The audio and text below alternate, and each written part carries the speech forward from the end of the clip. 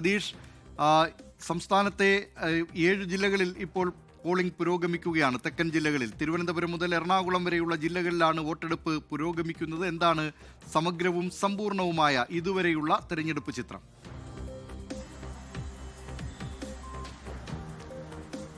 ദിലീപ് കുമാർ, ആദ്യഘട്ട പോളിംഗ് നടക്കുന്ന 7 ജില്ലകളിൽ രാവിലെ 7 മണി മുതൽ തന്നെ മികച്ച പോളിംഗ് ആണ് രേഖപ്പെടുത്തുന്നത്. ഇതിനോടകം തന്നെ ഒരു 12-18 ആകുമ്പോൾ ഈ 40% അടുക്കുന്നു പോളിംഗ് എന്നതാണ് നമുക്ക് തെരഞ്ഞെടുപ്പ് കമ്മീഷന്റെ ഏറ്റവും പുതിയ കണക്ക് പ്രകാരം മനസ്സിലാക്കാൻ കഴിയുന്നത്. 2 ജില്ലകളിൽ പോളിംഗ് ശതമാനം 40-ന് മുകളിൽ കടന്നിട്ടുണ്ട്. അത് എറണാകുളം ഒപ്പം ആലപ്പുഴ ജില്ലകളിലാണ് 41%-ന് മുകളിൽ പോളിംഗ് ആയിട്ടുള്ളത്. തിരുവനന്തപുരത്തേക്ക് വന്നാൽ 36.14% ഇതുവരെയുള്ള പോളിംഗ് ആയി പറയുന്നത്. കൊല്ലം ജില്ലയിൽ 39.72%, പത്തനംതിട്ട ജില്ലയിൽ 38.57% പോളിംഗ് രേഖപ്പെടുത്തിയിരിക്കുന്നത്. ആലപ്പുഴ ജില്ലയിൽ 41.18%, കോട്ടയം ജില്ലയിൽ 39.47%, ഇടുക്കി ജില്ലയിൽ 37.3%, എറണാകുളം ജില്ലയിൽ 41%-ന് മുകളിൽ ഇതിനോടകം തന്നെ പോളിംഗ് രേഖപ്പെടുത്തിയിട്ടുണ്ട്. ഈ രാഷ്ട്രീയ പാർട്ടികളൊക്കെ തന്നെ വലിയ ആത്മവിശ്വാസത്തിലാണ്. കാരണം തുടക്കം മുതൽ തന്നെ മികച്ച പോളിംഗ്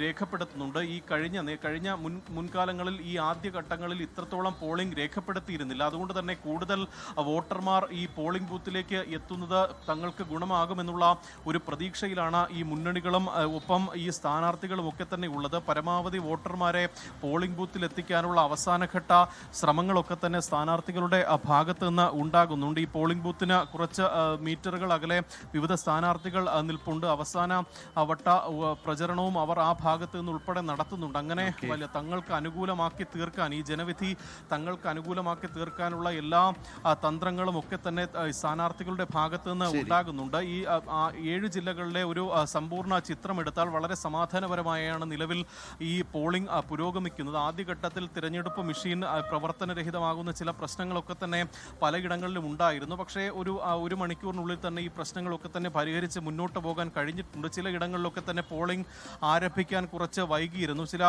ഈ ആര്യങ്കോട് മേഖലയിലൊക്കെ തന്നെ 2 മണിക്കൂറോളം വൈകിയാണ് പോളിംഗ് തുടങ്ങിയത്. അങ്ങനെ ചില ബുദ്ധിമുട്ടുകൾ ജനങ്ങൾക്കുണ്ടായിരുന്നു. പക്ഷേ കാര്യമായ പരാതികളൊന്നും തന്നെ ഇല്ലാതെയാണ് നിലവിൽ കേരളത്തിലെ 7 ജില്ലകളിൽ പോളിംഗ് പുരോഗമിക്കുന്നത്. ഉച്ചയോടുകൂടി തന്നെ 50%-ന് മുകളിൽ പോളിംഗ് കടക്കും എന്നതാണ് രാഷ്ട്രീയ പാർട്ടികൾ ഉൾപ്പെടെ പ്രതീക്ഷിക്കുന്ന കാര്യം. വലിയ തിരഞ്ഞെടുപ്പ് പ്രചരണം നടത്തിയ ഒരു തദ്ദേശ തിരഞ്ഞെടുപ്പ് കൂടിയാണ്. ഈ തിരുവനന്തപുരം ജില്ലയെ സംബന്ധിച്ചും ഈ കോർപ്പറേഷൻ ഉൾപ്പെടെ കേരളം ഉറ്റുനോക്കുന്ന പ്രധാനപ്പെട്ട ഒരിടം കൂടിയാണ്. അങ്ങനെ വലിയ പ്രചരണങ്ങൾ, രാഷ്ട്രീയ വിഷയങ്ങൾ, രാഷ്ട്രീയ വിവാദങ്ങൾ ഒക്കെ തന്നെ പ്രകടമായ ഒരു തിരഞ്ഞെടുപ്പിൽ ജനവിധി ആർക്കൊപ്പം എന്നുള്ള ഒരു ആകാംക്ഷയിലാണ് ഓരോ സ്ഥാനാർത്ഥികളും മുന്നണികളും ഉള്ളത്.